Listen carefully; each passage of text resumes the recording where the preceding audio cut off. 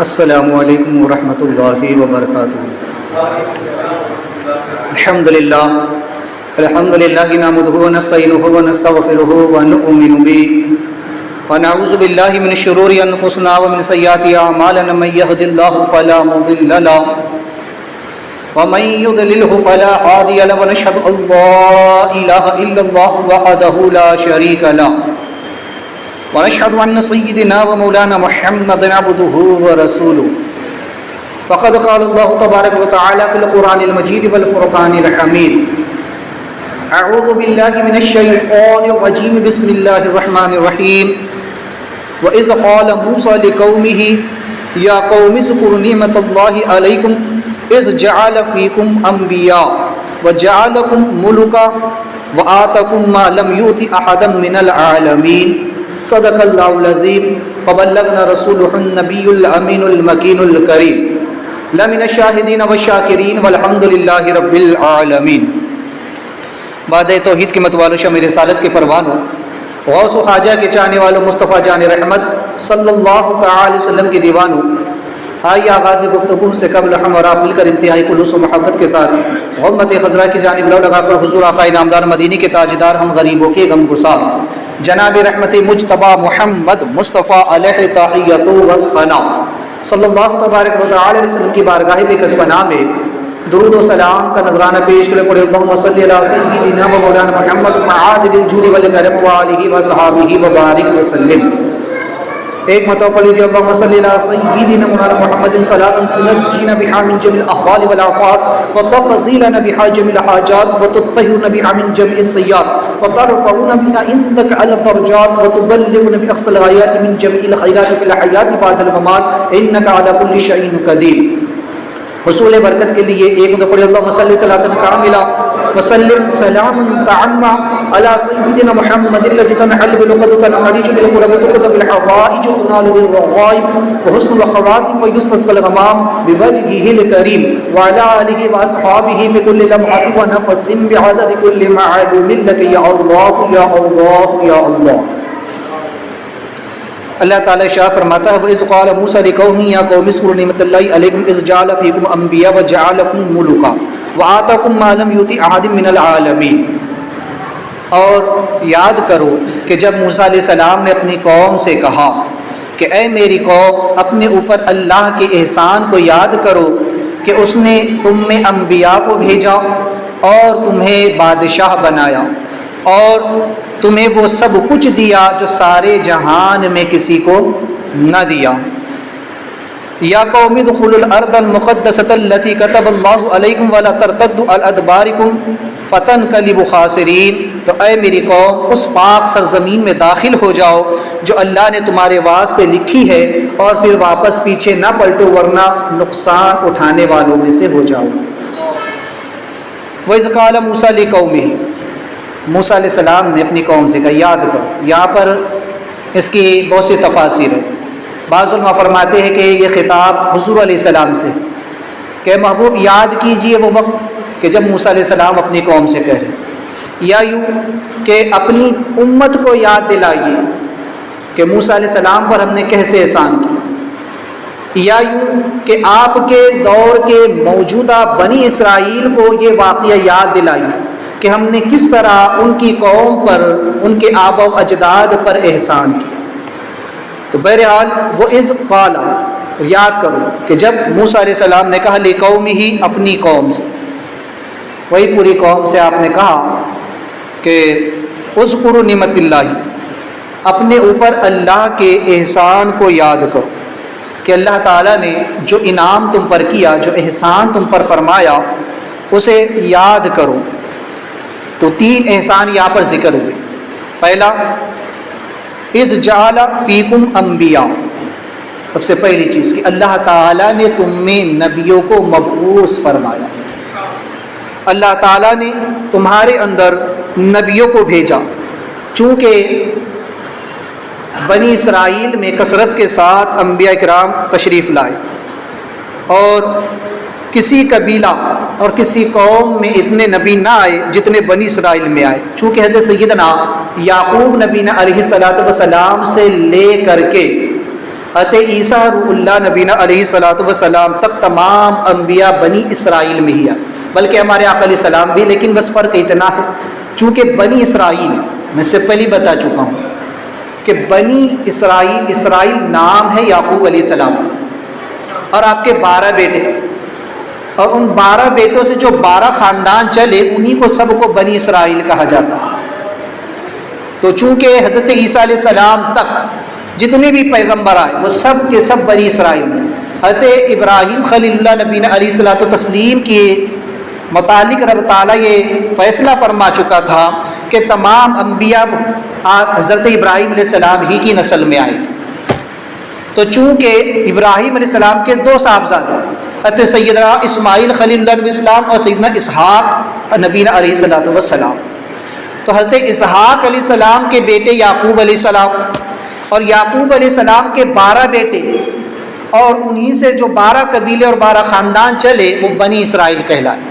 تو انہی میں اللہ تعالیٰ نے کثرت کے ساتھ انبیاء کو مبعوث فرمایا۔ صرف ہمارے آقا کریم صلی اللہ علیہ وسلم بنی اسماعیل میں تشریف لائے، چونکہ حضور علیہ السلام تک کوئی بھی نبی حضرت اسماعیل علیہ السلام کی نسل میں نہیں آیا۔ ابراہیم علیہ السلام کے 2 بیٹے، تو لہٰذا ابراہیم علیہ السلام ہی کی نسل میں سارے انبیاء ہوئے، لیکن اسحاق علیہ السلام سے یعقوب علیہ السلام اور ان سے 12 بیٹے اور بنی اسرائیل وہ کہلائے، تو اکثر انبیاء ان میں آئے، اور حضرت اسماعیل علیہ السلام کی نسل میں سب سے اخیر میں ہمارے آقا کریم صلی اللہ علیہ وسلم مبعوث ہوئے۔ لہٰذا اس طرح ابراہیم علیہ السلام کی نسل میں اللہ تعالیٰ نے سارے نبیوں کو مبعوث فرمائے، اور ان میں بھی حضرت اسحاق علیہ السلام اور ان سے یعقوب علیہ السلام کی نسل میں بنی اسرائیل کو کثرت کے ساتھ اللہ نے بھیجا۔ تو حضرت موسیٰ علیہ السلام نے اپنی قوم کو یہ بات یاد دلائی کہ یاد کرو اس نعمت کو کہ اللہ نے کتنا بڑا کرم کیا کہ نبوت جو سب سے بڑا مرتبہ ہے، خدائے تبارک و تعالیٰ کے بعد، الوہیت کے بعد اگر کوئی مقام و مرتبہ ہے تو وہ نبوت کا مقام ہے، اور اللہ تبارک و تعالیٰ نے کثرت کے ساتھ تم میں انبیاء کو مبعوث فرمایا۔ کسی قوم میں، کسی قبیلے میں، کسی خاندان میں اتنے نبی نہیں آئے جتنے نبی اللہ تعالیٰ نے تم میں مبعوث فرمائے۔ یہ بہت بڑی تم پر نعمت کی بات ہے، احسان کی بات ہے۔ اور دوسری چیز آپ نے فرمایا کہ وَجَعَلَكُمْ مُلُوكًا، اور دوسری چیز یہ کہ اللہ تعالیٰ نے تم کو بادشاہت عطا فرمائی، تم میں کثرت کے ساتھ بادشاہ بھی آئے۔ لہٰذا بعض انبیاء تو وہ ہے کہ جو نبی بھی ہے اور بادشاہ بھی ہے۔ حضرت یوسف علیہ السلام نبی بھی ہے اور بادشاہ بھی ہے، داؤد علیہ السلام، سلیمان علیہ السلام یہ نبی بھی ہے اور بادشاہ بھی ہے، اور ان کے علاوہ بھی اللہ تعالیٰ نے بنی اسرائیل میں بہت بڑے بڑے بادشاہوں کو جو تو بھیجا۔ تو لہٰذا کسی قوم میں نبیوں کا آنا اور بادشاہوں کا ہونا اس قوم کے لیے ایک فخر کی بات ہے، ایک بہت بڑے مقام اور مرتبے رتبے کی بات ہے۔ اللہ تعالیٰ نے یہ دونوں نعمتیں جو ہے تو ان سے تم کو سرفراز فرمایا کہ تمہارے اندر جو ہے تو اللہ تعالیٰ نے سلطنت بھی رکھی۔ اور بعض مفسرین فرماتے ہیں کہ یہاں پر بادشاہت سے مراد یوں بھی ہے کہ اس سے پہلے بنی اسرائیل غلامی کی زندگی گزارتے تھے، فرعون کی قید میں تھے، فرعون کے غلام تھے، خادم تھے، وہ جو چاہتا کام لیتا۔ اللہ تعالیٰ نے فرعون کی قید سے ان کو آزاد کیا۔ اب جب وہاں سے آزاد ہوئے تو پھر اللہ تعالیٰ نے ان پر کرم کیا، اب ان کا اپنا خود کا گھر، خود مختار ہے، جس کے پاس ایک بیوی ہوتی، خود کا مکان ہوتا، ایک خادم ہوتا، وہ خود اپنے گھر کا بادشاہ کہلاتا۔ تو گویا کہ اللہ تعالیٰ نے تم پر کتنا بڑا احسان کیا، تمہیں غلامی کی زندگی سے نکالا اور خود مختار بنایا۔ اب تم اپنی مرضی سے اپنے گھر پر حکومت کر سکتے ہو، تمہاری بیوی، تمہاری اولاد، تمہارے خادم، تمہارا گھر، سب کچھ ہے۔ تو لہٰذا بہرحال اللہ تعالیٰ نے یہ کرم بھی تم پر کیا۔ وَآتَاكُم مَّا لَمْ يُؤْتِ أَحَدًا مِّنَ الْعَالَمِينَ، اور تیسرا یہ کہ اللہ تعالیٰ نے تم پر بہت بڑا کرم فرمایا کہ تم پر بے شمار احسانات فرمائے، جیسے کہ تمہارے لیے دریا کو چیر دیا گیا، فرعون کی غلامی سے تمہیں آزاد کیا گیا، تمہارے سامنے تمہارے دشمن کو ہلاک و برباد کیا گیا، تم پر منہ سلوہ اتارا گیا، تمہاری دعائیں قبول کی گئی، تم پر اللہ نے جو ہے تو بادلوں کو سائے کی طرح رکھا، غرض کہ تم پر بہت زیادہ اللہ تعالیٰ نے احسان فرمائے۔ تو لہٰذا اب تمہیں چاہیے کہ ان احسانات کا بدلہ بھی تو ادا کرو۔ تو آپ نے فرمایا یا قوم ادخلوا الارض مقدسہ، کہ اب تم اس مقدس سرزمین میں داخل ہو جاؤ، بیت المقدس میں تم داخل ہو جاؤ۔ اب تمہیں اللہ کی طرف سے یہ حکم ہے کہ تم بیت المقدس میں داخل ہو جاؤ، فاتحانہ شان کے ساتھ، مجاہدانہ کردار کے ساتھ اس پر، اس مقدس سرزمین میں۔ اس کو مقدس اس لیے کہا گیا کیونکہ یہ پاک زمین ہے جس کو اللہ تعالیٰ نے ہر طرح کی بیماری، وبا، بلا، مصیبتوں سے اور ہر چیز کفر و شرک سے اللہ تعالیٰ نے اس کو پاک رکھا۔ ایسی مقدس زمین، ایسی پاک زمین، لہٰذا اس زمین میں تم داخل ہو جاؤ، چونکہ وہاں پر اس وقت عارضی طور پر قوم جبارین کا قبضہ ہو چکا تھا اور یہ کافر تھے، لہٰذا ایک طرح سے بنی اسرائیل کو یہ حکم دیا گیا کہ قوم جبارین سے جہاد کرو اور انہیں اس سرزمین سے نکال دو اور پھر تم خود اس سرزمین کو آباد کرو۔ تو لہٰذا آپ نے آگے فرمایا التی کتب اللہ لکم، کہ میں دیکھ رہا ہوں کہ اللہ تعالیٰ نے تمہاری تقدیر میں اسے لکھ دیا، یعنی کہ فتح تمہاری ہوں گی، جیت بھی تمہاری ہوں گی، اور وہ سرزمین اللہ نے تمہارے لیے لکھ دی ہے۔ اس سرزمین میں داخل ہو جاؤ، وہاں تمہارا قبضہ ہوگا، اب تمہاری حکومت ہوگی۔ لہٰذا یا تو کتب اللہ، اللہ نے تمہارے لیے لکھ دیا ہے، یا لکھنے سے کیا مراد ہے؟ تحریریں چار قسم کی، اللہ نے چار قسم کی تحریریں جو تو وجود میں آئی اللہ کی قدرت سے، 3 اشیاء کے وجود میں آنے سے پہلے اور 1 اشیاء کے وجود میں آنے کے بعد۔ دنیا کے بننے سے پہلے، آغاز دنیا سے پہلے اللہ تبارک و تعالیٰ نے ہر چیز، ہر ذرے ذرے کا علم لوح محفوظ میں تحریر فرما دی۔ یہ پہلی تحریر جو پوری کائنات کے وجود میں آنے سے پہلے ہی اللہ تعالیٰ نے لوح محفوظ پر لکھ دی۔ دوسری 15ویں شعبان، جسے ہم اور آپ شب برات کے نام سے یاد کرتے ہیں، جو ابھی ابھی گزری ہم سے، جس رات اللہ تبارک و تعالیٰ لوح محفوظ سے سال بھر کے ہونے والے تمام واقعات کو فرشتوں کے دفتر میں تحریر فرما دیتا ہے، فرشتوں کی کتاب میں اس کو لکھ دیا جاتا ہے، یہ دوسری تحریر۔ اور تیسرا، جب ماں کے شکم میں حمل قرار پاتا ہے، لہذا بچے میں جب جان پڑتی ہے تو اس کے دنیا میں آنے سے لے کر دنیا سے جانے تک، یعنی پیدائش سے لے کر موت تک کے تمام حالات لکھ کر اس کے گلے میں ڈال دیے جاتے ہیں۔ یہ تیسری تحریر۔ اور چوتھی تحریر جو ہے، تو جب انسان دنیا میں آ جاتا ہے اور اب وہ جو عمل کرتا ہے تو یہ کرامن کاتبین جو فرشتے اس کے کاندھوں پر بیٹھے ہوئے ہیں وہ اس کو لکھتے جاتے ہیں۔ یہ چوتھی تحریر جو کہ انسان کے عمل کرنے کے بعد وجود میں آتی ہے، کہ وہ کیا نیک عمل کر رہا ہے، وہ کیا بد عمل کر رہا ہے، وہ سب کے سب فرشتے جو ہے تو تحریر کر رہے، لکھ رہے ہیں۔ اور کل قیامت کے دن یا مرنے کے بعد انسان پر سب کچھ عیاں ہو جائے گا۔ اس وقت ہماری آنکھوں پر مادیت کا پردہ پڑا ہوا ہے، اس لیے یہ چیزیں ہمیں دکھائی نہیں دیتی، یہ غیب ہے اور ہم غیب پر ایمان لائیں۔ مرنے کے بعد جب اللہ تعالیٰ نگاہ سے پردے اٹھا دے گا تب انسان جانے گا حقیقت کیا ہے۔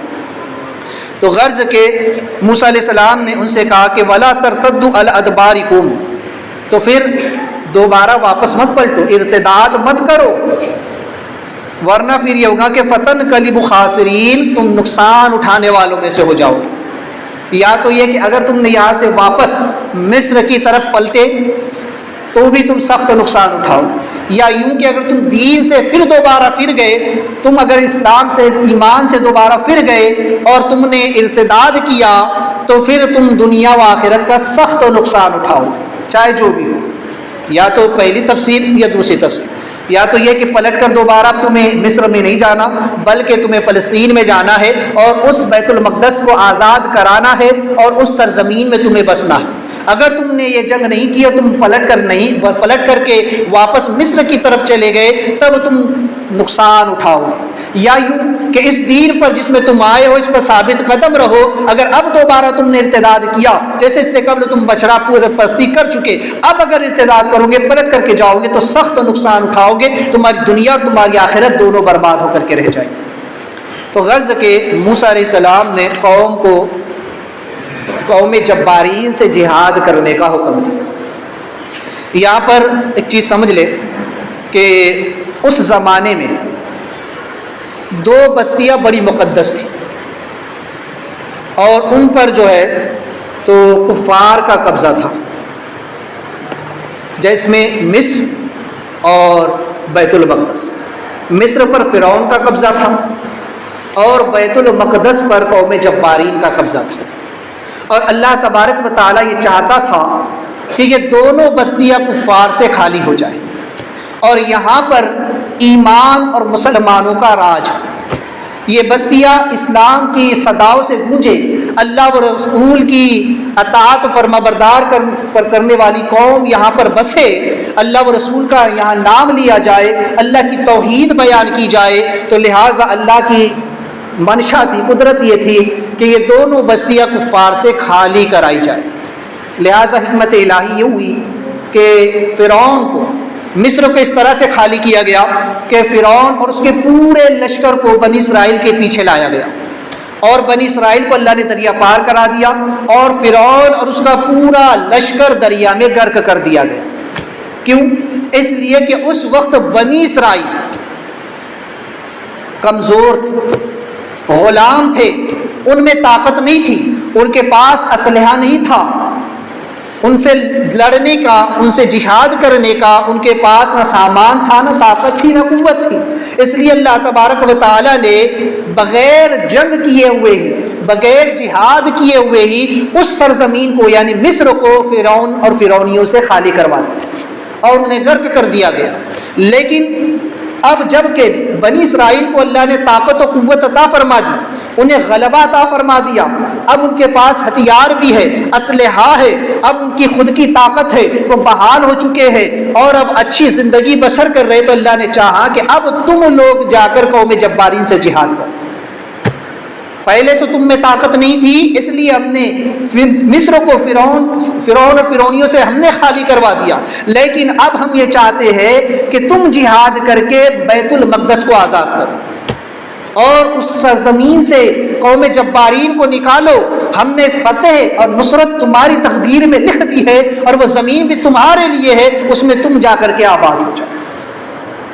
تو لہٰذا غرض کے بنی اسرائیل کو یہ حکم تھا کہ وہ بیت المقدس میں داخل ہو جائے۔ لہٰذا جیسے بندے کی طاقت ہوتی ہے اللہ تعالیٰ ویسے ہی بندے سے کام لیتا ہے۔ لا یکلف اللہ نفسا الا وسعها، اللہ نے کسی جان پر اس سے زیادہ بوجھ نہیں ڈالا۔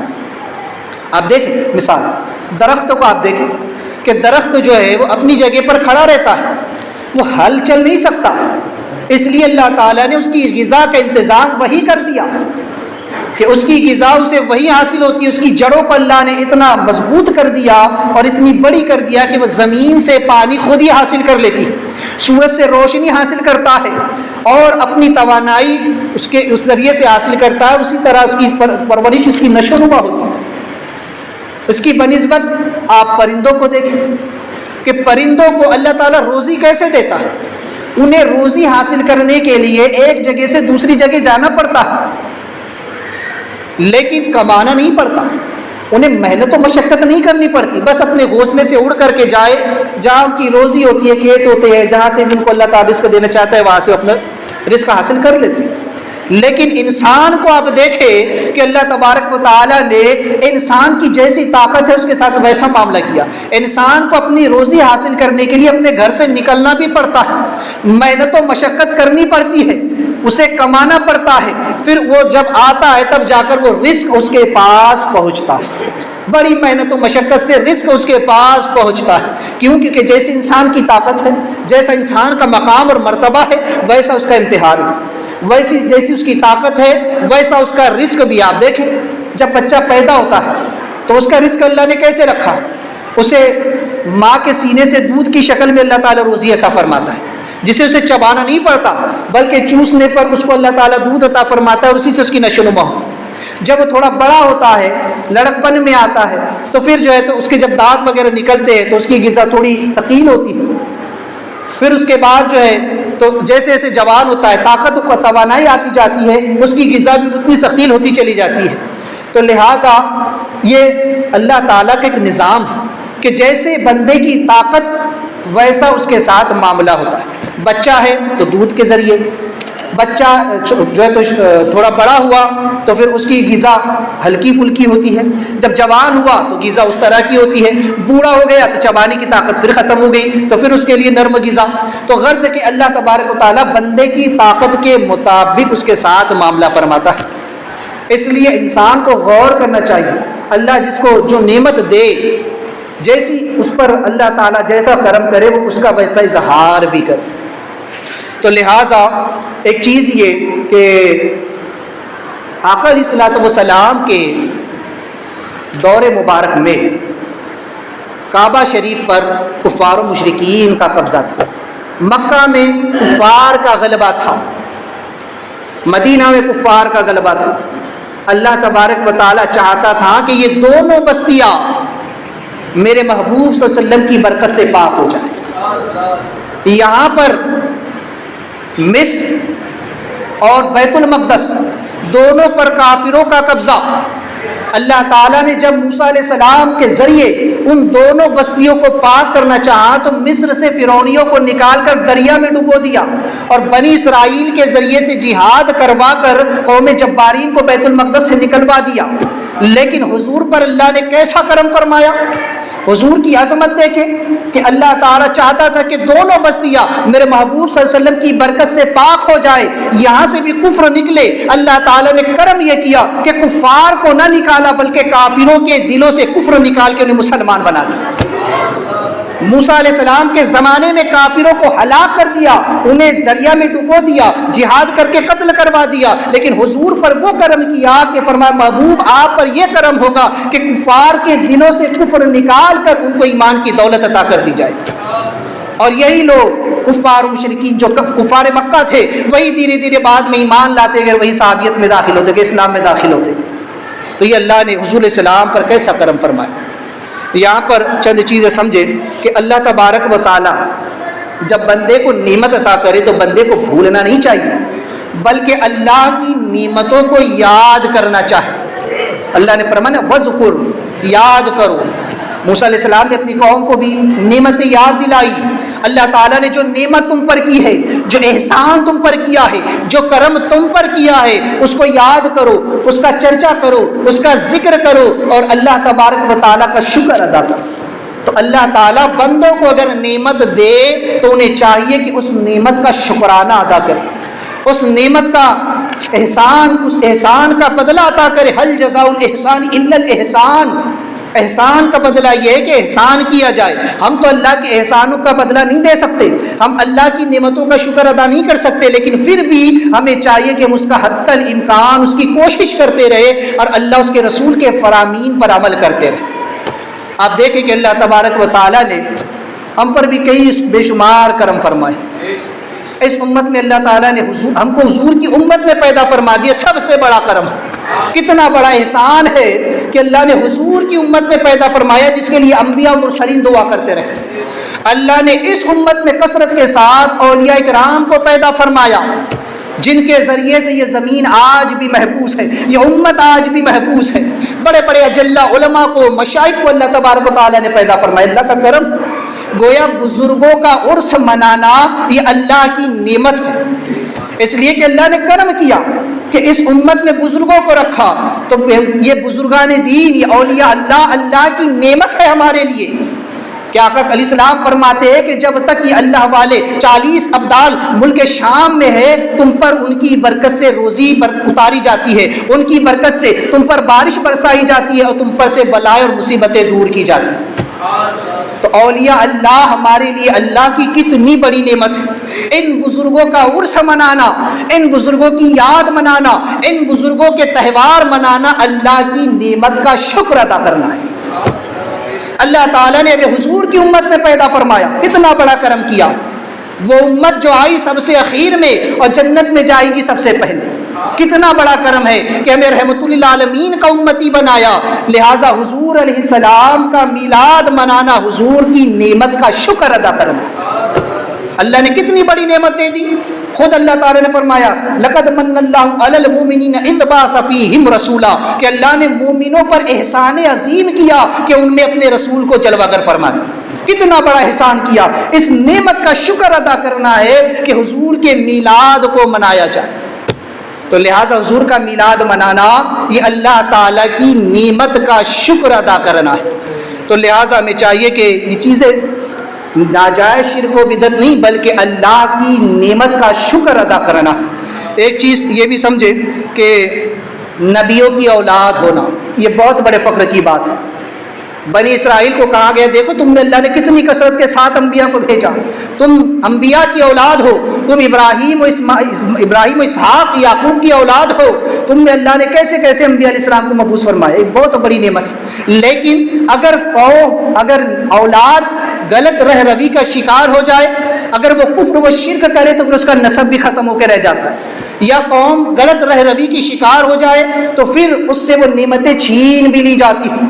یہی پیغام بنی اسرائیل کو موجودہ دور کے دیا گیا حضور السلام کی زبان سے کہ جس طرح تمہارے باپ داداؤں کو دیکھو کہ ان میں ہم نے کثرت سے انبیاء کو بھیجا، جنہوں نے اطاعت کی ان پر کیسا کرم ہوا، آج بھی اگر تم ہمارے محبوب صلی اللہ علیہ وسلم پر ایمان لاؤ گے تو ہم آپ بھی تم پر جو ہے تو ویسا ہی کرم کریں۔ تو لہٰذا انبیاء علیہ السلام کی اولاد ہو، اس لیے سید زادے جو حضور کی اولاد ہے وہ بڑے ہی عزت والے ہیں، احترام والے ہیں۔ ایک چیز یہ بھی سمجھے کہ حکومت و سلطنت یہ بھی اللہ تعالیٰ کی ایک بہت بڑی نعمت ہے۔ اللہ تعالیٰ جب کسی قوم کو حکومت دے، سلطنت دے تو یہ اس کے لیے ایک بہت بڑی نعمت ہے۔ آپ دیکھیں کہ حضرت سیدنا عمر فاروق رضی اللہ تبارک و تعالیٰ نے کہ دور خلافت میں اسلام کو کیسا عروج حاصل ہوا۔ اللہ نے جب یہ سلطنت اپنے محبوب صلی اللہ علیہ وسلم کے وسیلے سے چاروں خلفاء اور پھر ان کے وسیلے سے جب یہ آگے بڑی خلفاء راشدین تک جب یہ رہی تو اسلام کا بول بالا ہوتا رہا، مسلمان ہر طرح ہر جگہ عزت و باوقار کی زندگی گزارتے رہے اور ہر میدان میں فتح ہوتے رہے۔ لیکن یہی حکومت جب ہند میں 1000 سالہ مغلوں کے پاس رہی اور جب ان مغلوں نے اس نعمت کی ناقدری کی تو اللہ تعالیٰ نے ان سے اس نعمت کو چھین لی۔ یہ ہمارے سامنے مثالیں ہیں کہ جب قوم کو اللہ نعمت دے اور وہ اس نعمت کا شکر ادا کرے، جیسے صحابہ کرام نے کیا، عمر فاروق نے کیا، عثمان غنی نے کیا، مولا علی نے کیا، سیدنا ابوبکر صدیق رضی اللہ تعالیٰ نے کیا، خلفائے راشدین نے جس طریقے سے اس سلطنت کو، اس امامت کو، اس کا حق اور اس کا فریضہ انجام دیا تو اللہ تعالیٰ نے ان کو ویسی ان پر کرم بھی فرمایا اللہ تعالیٰ نے۔ لیکن جب یہی حکومت مغلوں کے ہاتھ میں آئی اور مغلوں نے جب بے رہروی کا شکار ہوئے، جب عیاشی کا شکار ہوئے تو اللہ تعالیٰ نے یہ نعمت ان سے چھین۔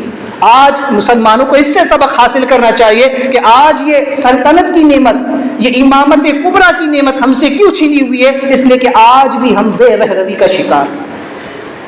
یہ ہمیں پیغام دیا جا رہا ہے کہ اب بھی اگر ہم اپنے رب کے حضور جھک جائے اور اس کی اس نعمت کا شکر ادا کریں تو اس کا فرمان ہے کہ جب بندے میری نعمت کا شکر ادا کریں گے تو میں انہیں اور زیادہ عطا کروں گا، اور اگر میری نعمت کی ناشکری کریں گے تو پھر میرا عذاب بڑا دردناک ہے۔ عمر فاروق رضی اللہ تعالیٰ کو جب اللہ نے حکومت دی تو آپ نے اس نعمت کا شکر ادا کیا، اللہ تعالیٰ نے آدھی دنیا پر حکومت عطا فرما دی، یہ کرم اللہ تعالیٰ نے فرمایا۔ لیکن آج دیکھیں ہم نے اس نعمت کو چھوڑا تو آج ہم در در کی ٹھوکریں کھا رہے ہیں، آج ظالم حکمران ہم پر مسلط ہیں۔ کیوں؟ ہم نے نعمتوں کی ناشکری کی، اللہ کے رزق کی ناشکری کی۔ اللہ نے جو بے شمار نعمتیں کی اس کے لیے سب سے بہتر طریقہ اللہ نے نماز کا رکھا کہ بندے تو نماز پر بہت ساری نعمتوں کا شکر اسی میں عطا ہو جاتا ہے۔ ہم نے اسی کو چھوڑ دیا، اس کی نعمتوں کی ناشکری کی تو اللہ تعالیٰ نے ظالم حاکموں کو مسلط کر دیا۔ یہ پھر اس کا امتحان ہے، یہ پھر اس کا عذاب شدید بھی ہے پھر۔ تو لہٰذا اللہ تبارک و تعالیٰ نے یہاں پر دیا کہ بنی اسرائیل کو اللہ تعالیٰ نے بہت ساری نعمتیں دی، ان پر جو ہے تو بادل سایہ کر کے چلتے تھے، ان کے یہاں بچے کپڑے کے ساتھ پیدا ہوتے تھے، ان پر منہ سلوہ اتارا گیا، ان کے لیے سمندر کو چیرا گیا، ان کے دشمن کو ان کے سامنے ہلاک کیا گیا، ان کو طاقت و غلبہ عطا کیا گیا۔ قوم جبارین سے جب انہوں نے جہاد کیا اللہ نے وہاں کی زمین ان کو عطا فرمائی، تو بے شمار نعمتیں اللہ نے عطا فرمائی۔ لیکن کیا ہوا؟ جب قوم نے ناشکری کی تو وہ نعمتیں اللہ تعالیٰ نے پھر چھین لی، ذلیل و خوار ہو رہے ہیں، آج بھی ذلیل ہو رہے ہیں۔ تو لہٰذا ہمیں بھی چاہیے کہ ہم اس سے سبق حاصل کریں۔ لہٰذا ایک چیز کہ جس زمین میں اللہ کے مقبول بندے رہتے وہ زمین مقدس ہو جایا کرتی، جس سرزمین میں اللہ والے آرام کرتے ہیں، وہ رہتے ہیں، وہ بستے ہیں، وہ زمین اللہ کے نزدیک مقدس ہے۔ اللہ نے بیت المقدس کو مقدس اسی لیے فرمایا، اس سرزمین کو ارض مقدس پاکیزہ زمین اسی لیے فرمایا، اس لیے کہ اکثر انبیاء علیہ السلام بیت المقدس میں آرام فرمائے۔ اکثر انبیاء علیہ السلام کے مزارات بیت المقدس میں ہے، اس لیے اللہ نے اس سرزمین کو مقدس قرار دیا کہ یہ زمین مقدس ہے، یہاں میرے محبوب بندے میرے انبیاء آرام فرما ہے۔ تو پتہ چلا اللہ والے جہاں آرام کرتے ہیں، جس سرزمین میں رہتے ہیں، زمین کے جس خطے میں رہتے ہیں، وہ زمین اللہ کے نزدیک مقدس ہے، عظمت والی۔ علماء فرماتے ہیں کہ آقا کریم صلی اللہ تعالی وسلم جس سرزمین میں آرام فرما ہے وہ سرزمین بڑی مقدس ہے، مدینہ شریف، لہٰذا اللہ نے اس سرزمین کی قسم کھائی، لا اقسم بہذا البلد وانت حل بہذا البلد، محبوب قسم ہے آپ کے شہر کی، اس لیے کہ آپ وہاں پر تشریف فرما ہے۔ اور فرماتے ہیں کہ وہ حصہ سرکار علیہ السلام جہاں مدفون ہے، جہاں سرکار آرام فرمائے، زمین کا وہ حصہ جس سے سرکار کا جسد اقدس مس ہے، وہ ایسے کہ ایسے ہی جنت میں اٹھا کر کے رکھا جائے گا، وہ جنت میں ویسے ہی تو داخل کیا جائے گا۔ اور روایتوں میں آتا ہے کہ تمام انبیاء کی قبریں جنت میں داخل کی جائے گی۔ تو لہٰذا انبیاء علیہ السلام جہاں آرام فرما ہوتے ہیں وہ سرزمین بڑی مقدس ہوا کرتی۔ تو بیت المقدس یہاں پر بہت سارے انبیاء اکرام آرام فرما ہے، اس لیے وہ سرزمین جو ہے تو بڑی مقدس اور عظمت والی ہے۔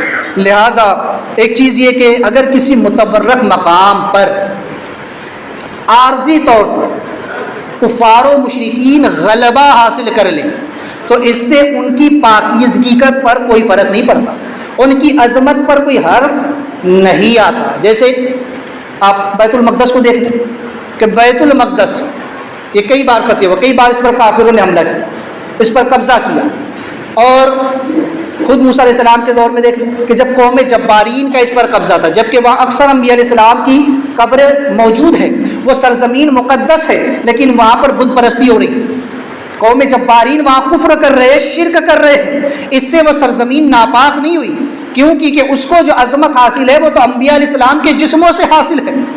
لہٰذا وقتی طور کی برائی یا وقتی طور کا کفر اور شرک اس کی عظمت کو زائل نہیں کر سکتا، اس کی عظمت کو ختم نہیں کر سکتا۔ جیسے کعبہ شریف، کہ کعبہ اللہ کا مقدس گھر ہے، جب سے اس کی بنیاد رکھی گئی، جب سے دنیا بنی اس وقت سے لے کے قیامت تک یہ زمین، یہ حصہ، یہ خطہ اللہ کے نزدیک عظمت والا، برکت والا ہے۔ علماء فرماتے ہیں کہ کعبے کی جو زمین ہے، جو حصہ ہے، وہ تحت الثری سے لے کے عرش الہی تک کعبہ ہی کعبہ ہے، وہ پوری فضا اللہ کے نزدیک متبرک و محتشم اور عزت والی ہے۔ لہٰذا کوئی شخص اگر زمین کے اندر بھی ہے اور وہاں نماز پڑھے تو کعبے کی طرف رخ کر لے تب بھی اس کی نماز ہو جائے گی۔ کوئی آسمانوں میں ہے، وہ وہاں پر بھی کعبے کی سمت میں رخ کر کے نماز پڑھ لے تو اس کی نماز ہو جائے گی۔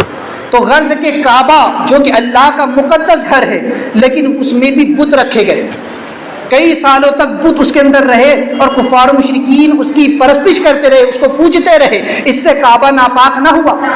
آقا کریم صلی اللہ علیہ وسلم تشریف لائے اور سرکار علیہ السلام نے بتوں سے کعبے کو پاک فرما دیا۔ لہٰذا کعبہ پہلے بھی پاک تھا، اس کی عظمت پر کوئی فرق اس وقت بھی نہیں آیا۔ اسی طرح سے آپ دیکھیں کہ پاک چیزوں میں اگر کوئی ناپاک چیز ملتی ہے تو اس کے مسائل کو یہاں سے سمجھیں کہ اگر وہ چیز پتلی ہے، مثال کے طور پر شراب ہے، اگر وہ کسی میں مل گئی تو وہ سب کو ناپاک کر دے گی، لیکن اگر وہ چیز سوکھی ہے، ایسی ہے کہ آسانی سے ایک دوسرے سے علیحدہ ہو سکتی ہے، تو علیحدہ کرنے پر پاک الگ ہو جائے گا، ناپاک الگ ہو جائے گا۔ حرام و حلال اگر کبھی آپس میں مل جائے اور اگر وہ آسانی سے جدا ہو سکتے ہیں تو انہیں جدا کر دیا جائے، اس سے حرام جو ہے وہ حرام ہی رہے گا، لیکن حلال پر کوئی فرق نہیں آئے گا۔ مثال کے طور پر آپ سمجھیں، آج کے دور میں وہابی دیوبندی کہتے ہیں یہ بزرگوں کے عرس منانا، یہ میلاد منانا، یہ ناجائز حرام ہے، کیونکہ اس میں بہت ساری برائیاں ہوتی ہیں۔ میلاد میں جو تو بہت ساری برائیاں ہوتی ہیں، عرس میں بہت ساری برائیاں ہوتی ہیں، عورتوں اور مردوں کا اختلاط ہوتا ہے، عورتیں مزاروں پہ جاتی ہیں اس لیے مزاروں پہ نہیں جانا چاہیے وغیرہ وغیرہ. تو یہاں اس چیز کو سمجھیں کہ مزار پر جانا یا بزرگوں کا عرس منانا یہ جائز ہے، لیکن عورتوں کا مزار پر جانا جائز نہیں. قوالی کو جو ہے تو قوالی اگر کبھی خلاف شرع ہے، خلاف شرع اشعار ہے، غلو کے اشعار ہے یا ڈھول باجے تاشے کے ساتھ ہے تو یقیناً وہ حرام ہے. اسی طریقے سے جو بھی وہاں غلط کام ہوتے ہیں وہ یقیناً حرام ہے. میلاد شریف حضور کا منانا جائز ہے، لیکن اس میں جو غلط کام ہوتے ہیں، جو غلط باتیں ہوتی ہیں وہ یقیناً بری ہے. بزرگوں کے تہوار منانا یقیناً جائز ہے، لیکن جو کام اس میں غلط طریقے سے کیے جاتے ہیں، جو غلط اعتقاد اور جو غلط رسم اس میں رائج کر دی جاتی ہے وہ یقیناً غلط ہے. اس سے ان چیزوں پر کوئی فرق نہیں پڑے گا، بلکہ حکم یہ ہے کہ ان حرام کاموں کو بد کر دو، اصل کام کو بد مت کرو. مثال سمجھو کہ شادی نکاح کیا ہے؟ حضور کی سنت ہے، ایک حلال کام ہے، ایک نیک کام ہے، ثواب کا کام ہے. لیکن آج کے دور میں شادی میں جو ہے نکاح میں اب کتنے سارے خرافات ہو گئے. کون سی شادی ہے جو مرد عورتوں کے بغیر نہیں ہوتی؟ ہر شادی میں مرد عورتوں کا اختلاط ہوتا ہے، ان کا ملنا ملاپ ہوتا ہے، ڈھول تاشے باجے بجتے ہیں، ڈی جے ہوتا ہے اور نہ جانے کتنے خرافات ہوتے ہیں. رسمیں کتنی ساری اس میں رسمیں ہو چکی، وہ ساری رسمیں اسلام میں نہیں ہیں بہت ساری. تو لہٰذا اس سے کوئی اگر یہ کہے کہ بھئی نکاح کرنا بند کر دو کیونکہ اس میں بہت سارے حرام کام ہوتے ہیں، ان وہابیوں سے پوچھو، یہ وہابی دیوبندی بھی تو نکاح کرتے ہیں نا، ان سارے گستاخوں سے پوچھو کہ نکاح کرنا بند کر دو. اس لیے کہ تمہارے یہاں بھی جو شادیاں ہوتی ہیں ان میں بھی تو عورتیں مرد ایک ساتھ جمع ہوتے ہیں، ان میں بھی تو بہت ساری رسمیں غیر شرعی ہوتی ہے، تو اس کی وجہ سے نکاح کرنا بند کیوں نہیں کر دیتے؟ تو وہ یہی کہیں گے کہ بھئی نکاح کرنا جائز ہے، حضور کی سنت ہے، لہٰذا ان برے کاموں کو بند کیا جائے گا، نکاح بند نہیں کیا جائے گا. تو اسی طرح سے بزرگوں کے آراس میں یا حضور کی میلاد میں یا بزرگوں کے تہوار میں جو کام غلط ہے اسے بند کیا جائے گا، اصل کام بند نہیں ہوگا. کیونکہ حرام سے حلال کو جدا کر دو، حلال حلال رہے گا، حرام الگ ہو جائے گا. تو لہٰذا اللہ تعالیٰ نے وہی بتایا کہ قوم جبارین کا قبضہ اس سرزمین پر ہو چکا ہے. وہ سرزمین پاک ہے، مقدس ہے، ارض مقدس ہے، پاکیزہ زمین ہے. اب تم ان سے جہاد کر کے ان کو اس سرزمین سے نکال دو اور تم اس سرزمین میں بس جاؤ، تاکہ وہ زمین جو پاک ہے اب وہ اللہ و رسول کی صداؤں سے گونجنے لگے، اللہ کی توحید سے گونجنے لگے. تو لہٰذا ایک چیز یہ بھی سمجھے، اور یہ کہ جہاد یہ کوئی آج کی بات نہیں ہے، بلکہ دنیا بنی تب سے حضرت موسیٰ علیہ السلام سے بھی یہ جنگ چلی آ رہی ہے، بس اس کے مختلف الگ الگ انداز ہوتے رہے. تو بہرحال یہاں پر مسلمانوں کے لیے بھی ایک پیغام کہ اپنے حقوق کو حاصل کرنے کے لیے وہ بھی اس راہ کو اختیار کر سکتے اور کرنا بھی چاہیے. جب ظلم حد سے بڑھے تو اس وقت اسلام کی حفاظت کے لیے ہمیں بھی میدان میں اگر آنا پڑے تو پیچھے نہیں ہٹنا چاہیے. کیونکہ جو لوگ پیٹ پھیر کر کے پیٹ پھیر کے بھاگتے ہیں جہاد سے، حدیث پاک میں فرمایا گیا کہ ایسے لوگ جہنم کی طرف پلٹ کر کے جاتے ہیں. جس نے جہاد میں پیٹ دکھائی وہ سیدھا جہنم میں پہنچا جاتا. تو لہٰذا حالات اگر بنتے ہیں تو مسلمانوں کو اپنی جان کی فکر نہیں کرنی چاہیے، کیونکہ یہ جان تو ایک دن جانا ہے. اسلام اگر سلامت ہے تو ہم بھی سلامت. ہماری عزت اسلام سے ہے، ہماری عزت حضور سے ہے. اگر حضور نہ آتے تو ہمیں عزتیں کہاں سے ملتی؟ اللہ نے تو خود فرمایا کہ یہ جو عزت ہے ہم نے کس کو عطا فرمائی؟ وَلِلَّهِ الْعِزَّةُ وَلِلرَّسُولِ وَلِلْمُؤْمِنِينَ وَلَكِنَّ الْمُنَافِقِينَ لَا يَعْلَمُونَ. ساری عزت اللہ کے لیے ہے، اور اللہ نے عزت اپنے حبیب کو عطا فرما دی، اور حضور کے صدقے میں عزت مومنوں کو دی، اور کافر منافق جو اس بات سے لا علم ہے. تو ہمیں جو عزت ملی ہے، ہمیں جو وقار ملا ہے، ہمیں جو دبدبہ ملا ہے، عروج ملا ہے، یہ حضور کی برکت سے ملا ہے. اگر آج حضور کی عظمت پر حملے ہو، حضور کی عزت پر حملے ہو، آقا کریم صلی اللہ علیہ وسلم کے دین پر حملے ہو، اور ہم اپنی عزت کو بچائے، ہم اپنی جان کو بچائے، تو یہ بالکل نامردوں والا کام ہے. اس لیے مسلمانوں کو یہاں سے سبق حاصل کرنا چاہیے. تو بہرحال ایک چیز یہ کہ جس بستی میں اللہ والے رہتے ہیں وہ بستی مبارک اور معظم ہوا کرتی.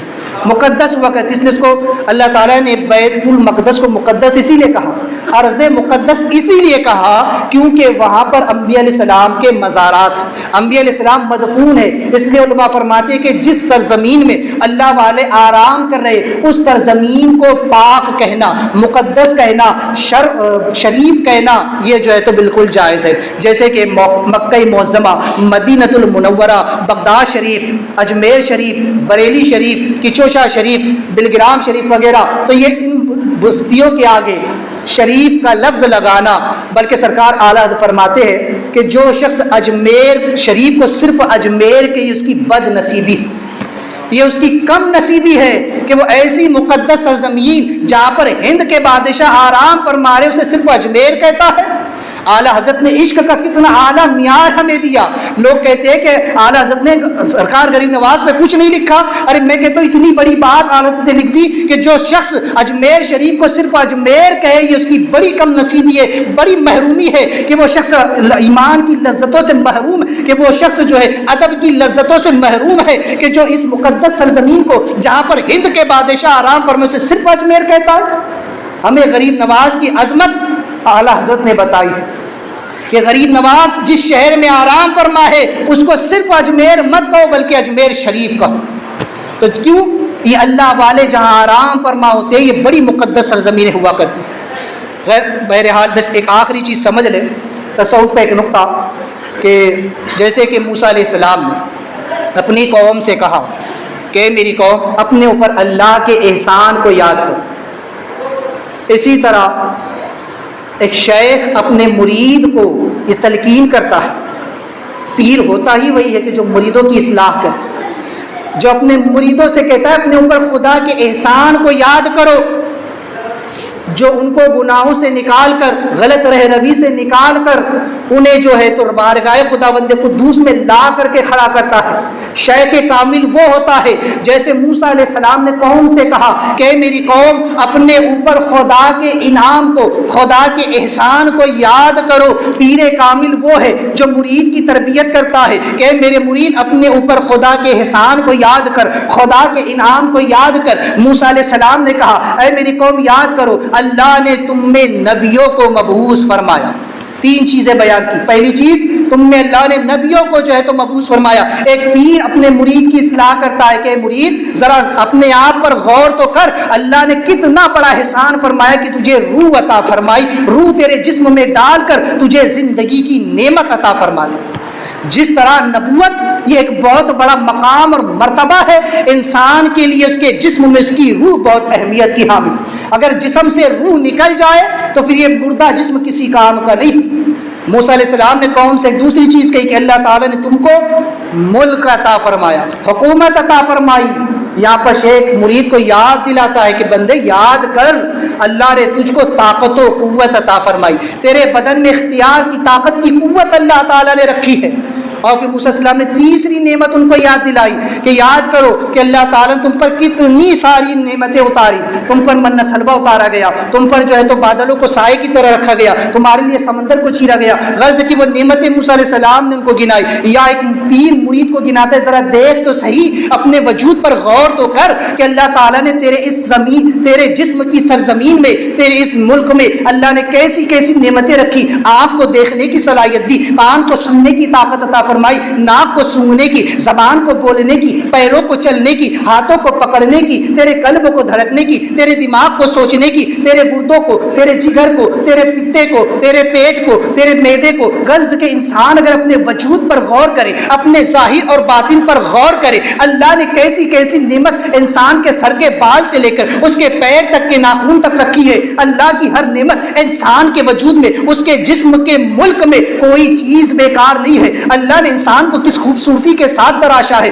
کیسے اللہ نے اس کو بنایا ہے۔ لقد خلقنا الانسان فی احسن تقویم۔ اے انسان اپنے آپ پر غور تو کر، اللہ نے تجھے اپنی کائنات میں سب سے حسین پیدا فرمایا ہے، سب سے خوبصورت پیدا فرمایا ہے۔ ساری مخلوق میں تو اشرف المخلوقات کہلایا ہے، سب سے اشرف مخلوق تجھ کو پیدا فرمایا ہے۔ اللہ کی نعمتوں کو دیکھ تو صحیح، تیرے اپنے وجود پر غور تو کر، تو دیکھے گا کہ کس طریقے سے تیرے بدن میں خون دوڑتا ہے، پیشاب کیسے الگ ہو کر نکلتا ہے، پیخانہ کیسے الگ ہو کر کے نکلتا ہے، طاقتوں کا توانائی کیسے بنتی ہے، تو جو غذا کھاتا ہے اس سے جو توانائی ہے وہ تیرے جسم میں کیسے جاتی ہے۔ اللہ کی نعمتوں پر غور تو کر انسان، کہ ان تمام ظاہر اور باطن پر دیکھ تو صحیح اپنے جسم پر کہ اللہ نے کیسی کیسی نعمتیں تجھ کو عطا فرمائی۔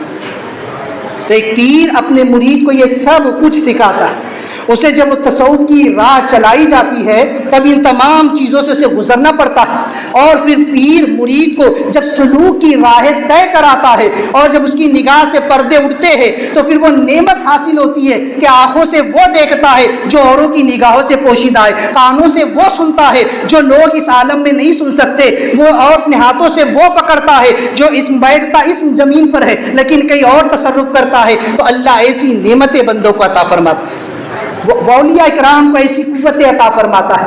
تو غور تو کرے انسان کہ اللہ نے کیسی نعمتیں عطا فرمائی۔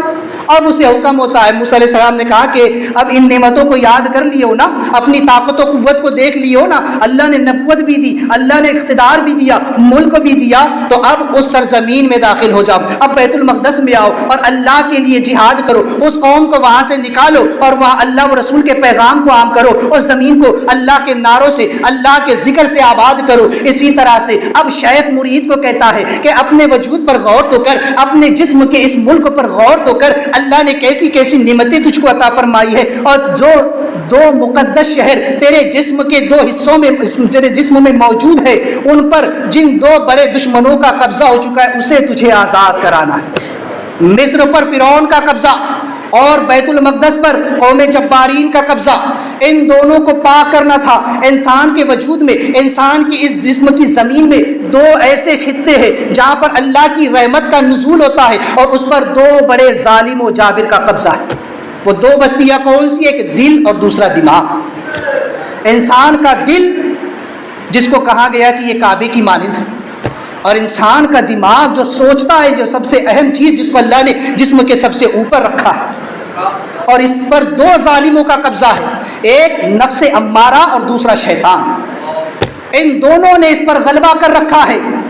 نفس نے تیرے دل کو جکڑ رکھا ہے، تو اس سے اپنی منمانی خواہشات کو پوری کرواتا ہے، اور شیطان تیرے دماغ میں نئے نئے فتنے ڈالتا رہتا ہے، وسوسے چھوڑتا رہتا ہے۔ لہٰذا ان دونوں سے تجھے جہاد کرنا ہے۔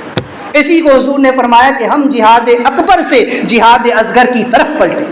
صحابہ نے پوچھا رسول اللہ اگر یہ جہاد اصغر ہے تو بڑا جہاد کیا ہے؟ فرمایا اپنے نفس سے جہاد کرنا، اپنے آپ سے جہاد کرنا، یہ سب سے بڑا جہاد ہے، سب سے بڑی جنگ ہے، اور یہ جنگ تمہیں فتح کرنی۔ ایک پیر اپنے مرید کو بتاتا ہے کہ اب یہ جو دو دشمن ہے جس نے تیرے دل پر اور تیرے دماغ پر قبضہ کر رکھا ہے، ان دونوں بستیوں کو اس سے آزاد کرا اور اپنی افکار کو پاکیزہ بنا، اپنی سوچ کو پاکیزہ بنا، اپنے دل کو اللہ کے ذکر سے آباد کر، کیونکہ یہ وہ مقام ہے جہاں علم لدنی کا نزول ہوتا ہے، جہاں رحمت خدا بندی اترتی ہے، جس کے بارے میں رب کائنات فرماتا ہے میں نہیں سماتا زمین و آسمان کی وسعتوں میں مگر سماتا ہوں قلب مومن میں۔ تو اس کی رحمت کے اترنے کی جو جگہ ہے وہ مومن کا دل ہے، اور اس پر نفس کا قبضہ ہے۔ لہٰذا اپنے آپ سے جنگ کر اور اس نفس کے قید سے چھٹکارا حاصل کر، اسے یہاں سے نکال اور اپنے خیالات سے شیطانی وساویس کو دور کر، شیطان کو دور کر، اپنے ذہن کو پاکیزہ، اپنے افکار کو پاکیزہ بنا، اور پھر دیکھ کہ اللہ تعالیٰ کیسے تجھ پر کرم فرماتا۔ تو یہ ایک پیغام ہے کہ ہمیں اس پر عمل کرنے کی ضرورت ہے۔ بہرحال اللہ تبارک و تعالی ہم تمام کو عمل خیر کی توفیق عطا فرمائے۔ دوران گفتگو کوئی غلطی ہے توبہ کرتا ہوں، استغفر اللہ ربی من کل ذنب و اتوب الیہ، لا الہ الا اللہ محمد الرسول اللہ۔